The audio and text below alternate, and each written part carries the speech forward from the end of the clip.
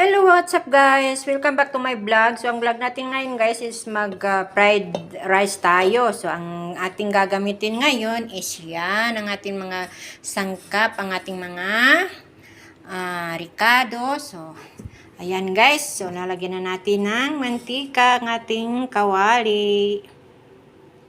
So, ayan guys, mainit ng ating mantika. So, ang una nating ilagay, itong itlog. Yan, kasi ang fried rice natin ngayon is lalagyan natin ng itlog. Kumbaga, special ang ating fried rice ngayon. Ayan. So, ayan, hintayin natin maluto. So, ayan, luto na. So, ang susunod nating ilagay, itong ating sinirang shrimp na kunti lang naman. Ayan.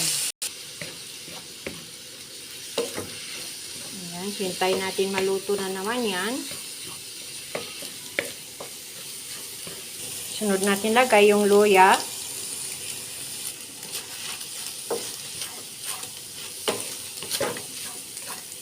So, ito guys is pagsabay-sabay na natin itong ilagay. So, ito is carrots, ano to? Repolyo, sibuyas, bawang, atsal nga tatlong klaseng kulay niya. Tapos yung dahon ng sibuyas. Ayan. Pepper green, yellow, red. So, ayan, ilalagay na natin dyan. Pagsama-samay na natin dyan, ilagay. Ayan, guys. So, imikos-mikos lang ito, guys, ha. Hanggang ito'y mix na talaga. Ayan, pinagsabay na natin nilagay yung sibuyas, green, ano yan? Pepper green, at saka yellow, red, at saka dahon ng sibuyas, bawang, sibuyas na buo. So, ayan na. Ano pa to? Repolyo.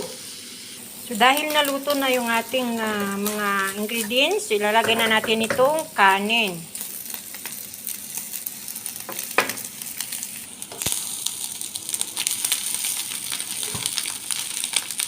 Ayan, imikos-mikos natin yan hanggang magka-mix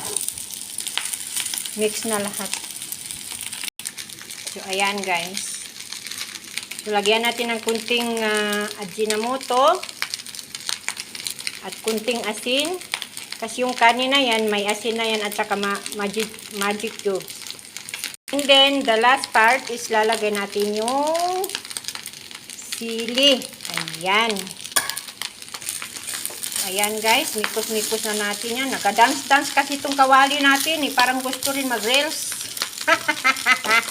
Ay, sarot. Ayan guys.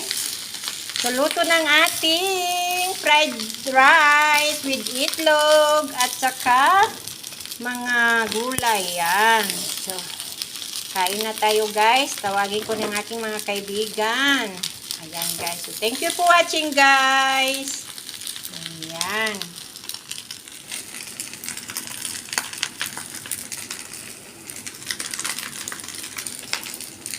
Bye!